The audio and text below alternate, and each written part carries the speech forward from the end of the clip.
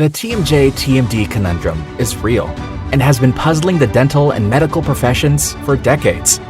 This is the TMJ-TMD Demystified podcast with Dr. Tony Urbanek, where we'll connect the dots between TMD symptoms and the actual cause.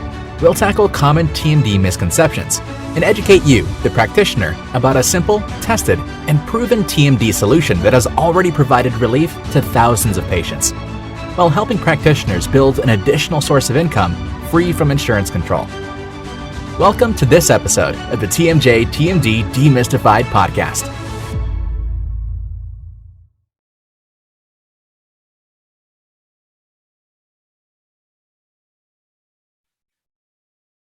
Hello, TMD warriors. I'm Tony Urbanek, and we're here for the next episode of TMD Demystified. Welcome.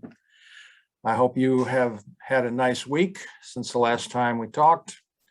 I certainly have, and I'm looking forward to what I have to say today. Title, I usually don't announce the title, but the title of this episode is Pain and Culture. Pain and culture. And with that, let me tell you why we're going to connect those two concepts, each being a word and each depicting a concept that is meaningful to TMD. It's also very meaningful in a general way. Let me describe it this way. We'll start here. Almost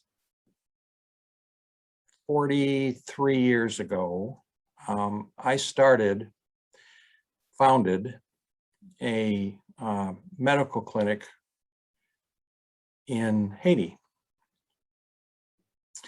And at that time, I was a very young doctor, fresh out of training at Vanderbilt, with both a dental degree and a medical degree and other academic degrees under my belt. And I felt very assured of myself, as a young person does. And one of the things I wanted to accomplish before I delved deeply into my private practice was to do some giving back. I, without going on details, made arrangements to develop a medical clinic, dental clinic, in the middle of nowhere in Haiti.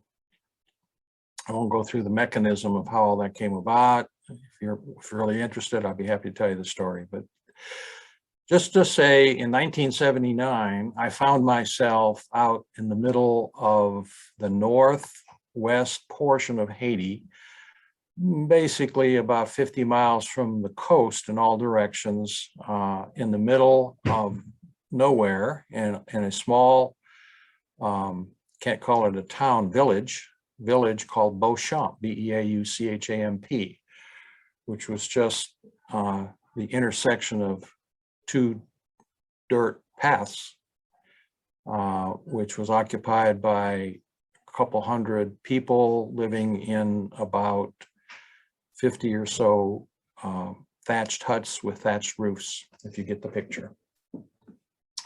And I was invited there by the local Catholic community and made arrangements through the Catholic charities to be the first doctor in that area of Haiti to serve that public, which has never seen a dentist or a physician within the radius of about 35 miles, 40 miles diameter, 80 miles across.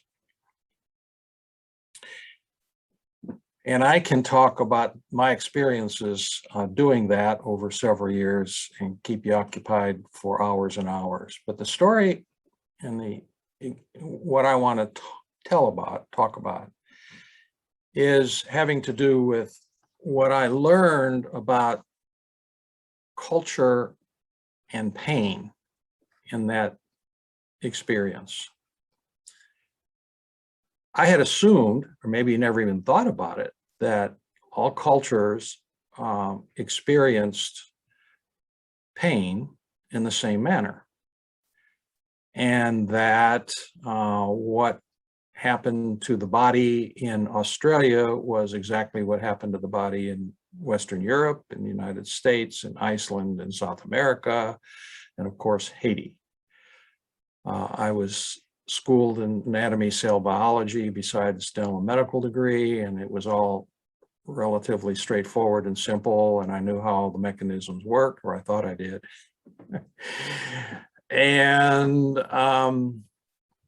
so I took that with me on my first sojourn to the middle of Haiti and set up shop and filled my airplane with medical equipment and a generator, and they prepared a clinic for me, literally a building with a cement floor and a tin roof, which was very, very difficult to do in that area, and also was a very significant commitment by them to have a doctor come into the area. So I did medical and dental services intermittently over a period of 3 years.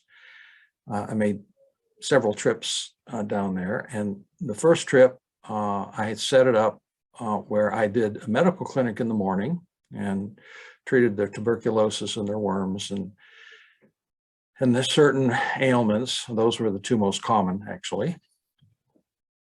And in the afternoon, I did a dental clinic, quote, dental clinic, which consisted of nothing more than taking teeth out.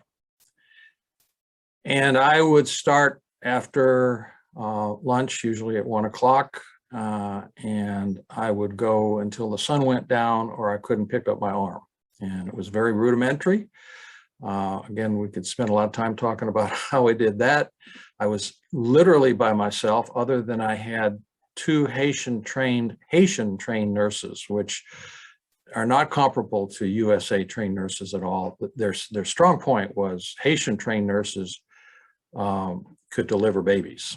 They did that extremely well. And if I have time, I'll tell you a little story about that. But getting to the point, so I learned how Haitians either dealt with pain or experienced pain by taking out hundreds and hundreds of teeth just in that first few weeks that I spent down there and set up the clinic. Again, I had a Army foldable field chair that I worked out of. I had a headlight because I brought down a generator with me, so we had electricity for a headlight. There were no drills. It was all hand instruments, forceps and elevators. And the system I set up, there was a little porch on the side of the clinic, and I would, and the line was always long. They were waiting at 1 o'clock, and the line would be 30, 40, 50 people. The parking lot was filled with donkeys. And I would bring the first 5 individuals in, have them open their mouth and inject whatever I saw needed to come out. I knew very little, and learned very little Haitian Creole, but I could say, open your mouth, ouvrez bouche, and point, and they would point to the tooth that hurt them. And I would look in there, and if I saw others that were totally decayed and had no hope of any kind of restoration, I would take out the tooth they pointed to and any other teeth that were totally rotted out. And so that might be between 1 tooth and 20 teeth for every patient. I'd bring them in 5 at a time, take a look, decide which teeth were going to come out, inject them with local anesthesia, send them back out to the porch to wait 5 at a time. And by the time I injected the 5th person, the first person was ready to do the extractions on. And that's what I did all afternoon till the sun went down. And immediately what I experienced, and I was shocked, I was surprised, I was, even with the injections, I would seat the patient, ouvrez bouche, point, and I'd inject one local syringe or 4, but the patient and the injections never moved. I mean, they didn't respond. They didn't pull back. They didn't even blink. And this went on and on, and included the extraction. So I'd bring the patients back 5, one at a time, but in groups of 5. And after the first afternoon, I realized that the Haitians did not respond like American citizens responded to local anesthesia. Of course, I had been through oral maxillofacial residency and taken out bazillions of teeth in that residency, and a lot of them under local anesthesia, actually most of them under sedation. But under local anesthesia, I took my fair share of teeth out under local. And, you know, as a dental provider, I'm sure have seen, is that under local anesthesia, people in the United States respond graphically, with great vigor to the pressure, even though you know you have a local, and that's sometimes you're confused. Gee, did I actually get the block done, or is the anesthetic not working? Or patients will come in and say, oh, local anesthesia doesn't work on me. You've heard all those arguments and a whole bunch of others. And I had taken that as the way it is. Well, in Haiti, in the middle of the country, in a group of Haitians that had never seen Western medicine, when I injected them and when I took out between 1 and 20 teeth at a time, I had no response, not ever, never. And I said, wow, this, I filed it, but I didn't make any judgments at that time. I thought, this is really interesting. Maybe I'm wrong. Maybe the Haitian genome has something to do with their response to pain, because these were people who had spent their whole lives in that community. Most of them did not walk more than 5 miles from where they were born. And this went on and on for a couple days. And by that time, I had treated, I don't know, 100 Haitians, and the same response. No blinking, no pullback, no response to the injection or any extraction, no matter how difficult it was or how long I had to work. And then one afternoon, I'm going kapakata, working away, sweating like bullets, and I had the patient open his mouth, point to the tooth, which was a front tooth, number 9 or 8 or 9. And that was the only tooth that was rotted out. And I said, well, this is going to be easy. And so I injected him. I set him back out on the porch. And about 5 minutes later, 10 minutes later, he comes back in and sits down in the chair. I pull up upper universal, place it on the tooth and give it a twist. And he comes out of the chair screaming and hollering and screaming and hollering. I thought, oh my God, I didn't inject this man. How did I do that? Because I was working pretty rapidly. I mean, we had a line. I mean, everybody within 30 miles wanted to come and see the doctor, and if they had tooth pain, dental pain, get their teeth out. I feel really bad about it. So I calmed him down a little bit, said I'm sorry, whether he understood me or not, and I injected the entire anterior maxilla. I sent him back on the porch. And I finished up the line of the other 5 lines in the group, the other 4 people. That probably took half an hour. And he came back through, he sat down in the chair, I picked up the upper universal 150, put it on the tooth, and I gave it a twist, and he came out of the chair screaming and hollering in pain. And I was stunned. I knew that I had injected him, and I knew this was something really odd here. And so I did have an interpreter. His name was Jukta, I remember. And I brought him over because he was on the other end of the room working on some other things I had him working on. And he came over, and through the interpreter, I started asking questions. I said, do you have any other illnesses? The standard, is there anything else going on? Any other problems, any other illnesses? How old are you? Were you born in Haiti? Where have you been? Do you live here in Beauchamp? Yes, all those were positives. I looked him over. He looked like a healthy 25-year-old, 28-year-old man.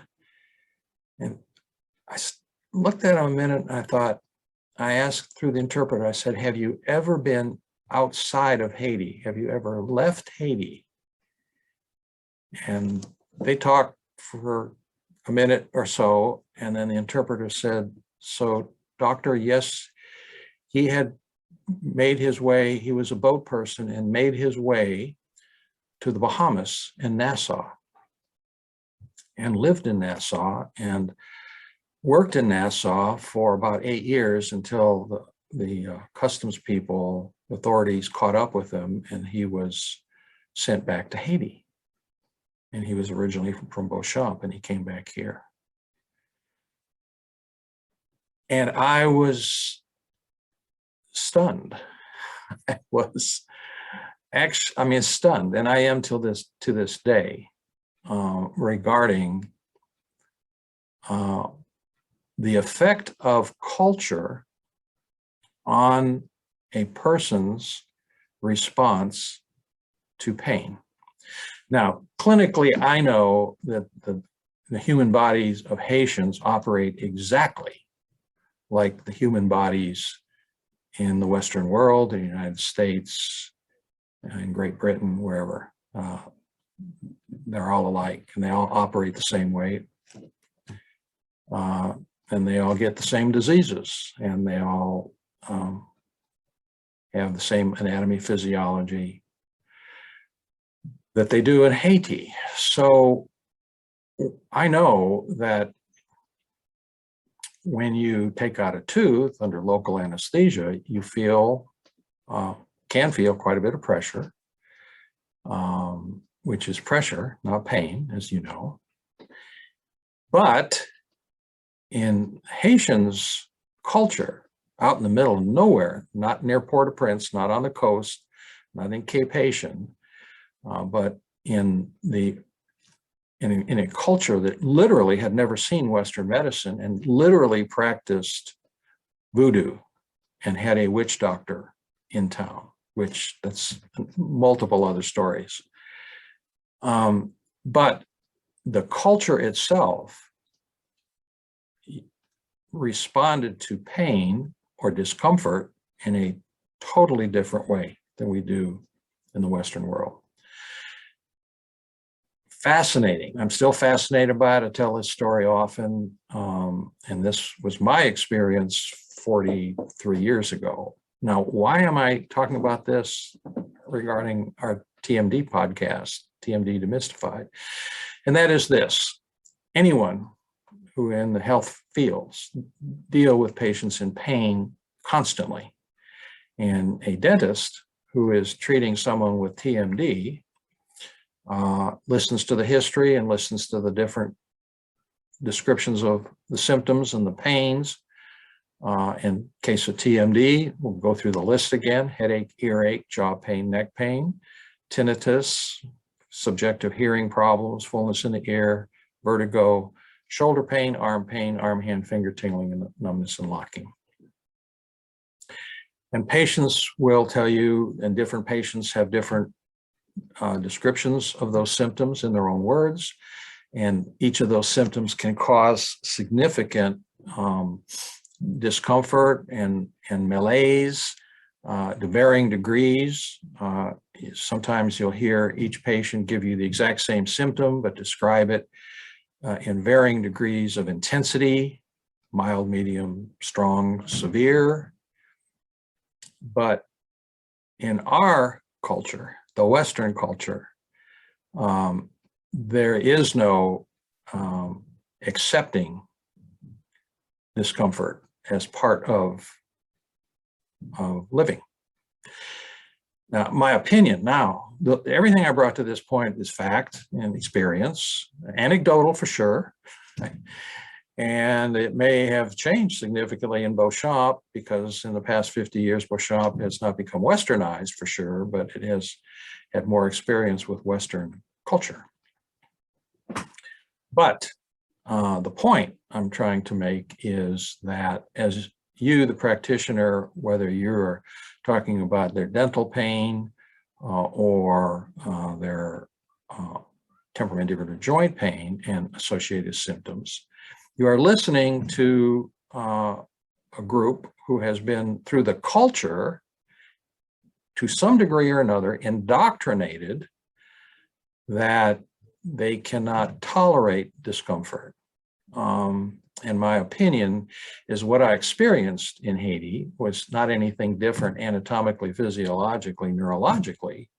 What I experienced with that culture is that they have, because pain is a constant threat and a constant experience, pain was tolerated.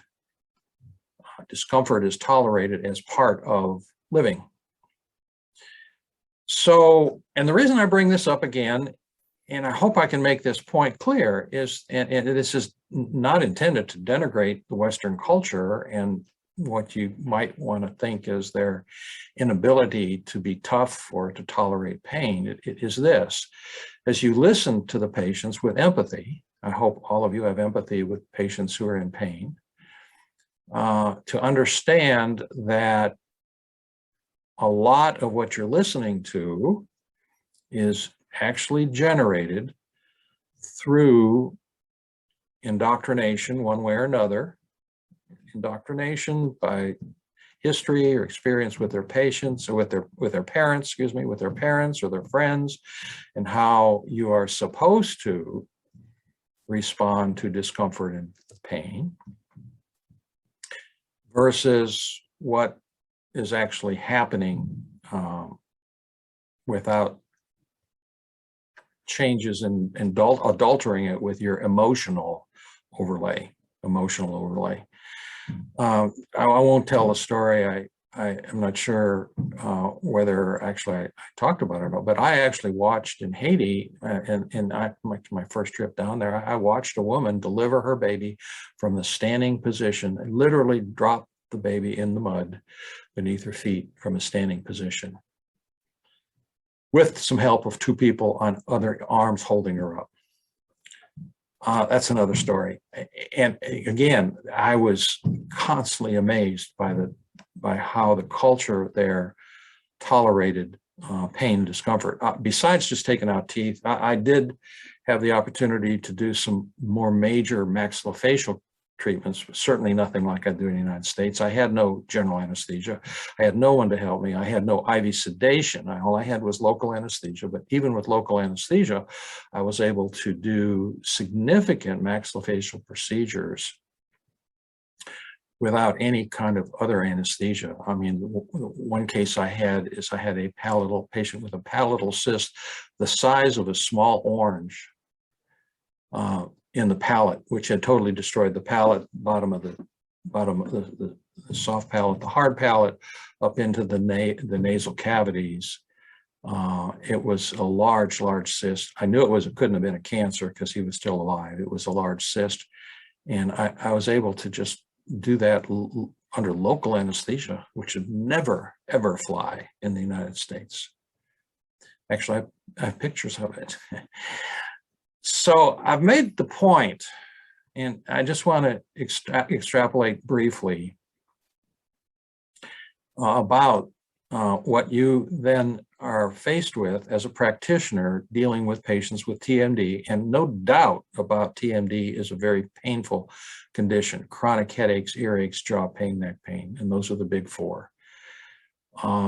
I'm not bringing this to your attention, my experience and this anecdote to your attention to allow you to not feel empathy for these patients. That is not the point. The point is that, and here's the point, I have been told, by my colleagues of many varieties, especially a couple of my ENT colleagues who's told me face to face, why did I want to and do I want to get involved with treating TMD patients, because they're so difficult to deal with.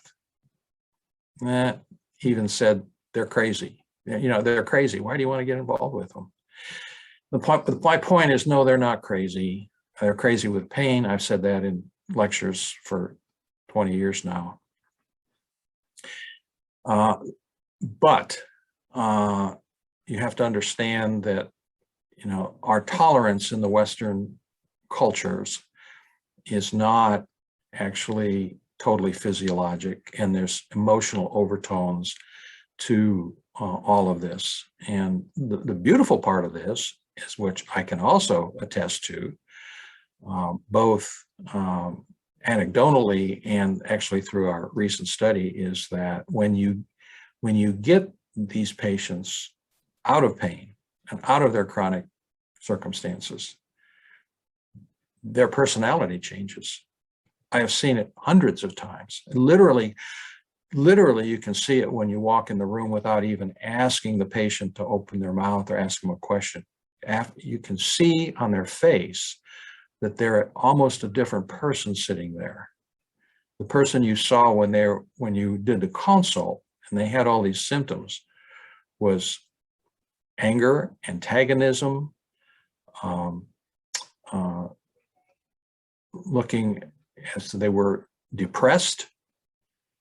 And when you get them back, whatever it took, 3 weeks, 6 weeks, 8 weeks, 3 months, and now they're out of their symptoms and they're bright-eyed, they look different, they definitely communicate differently, they're more alert, they're more astute, definitely they're happier. Without asking them any questions, you can tell that they're just a different personality sitting there.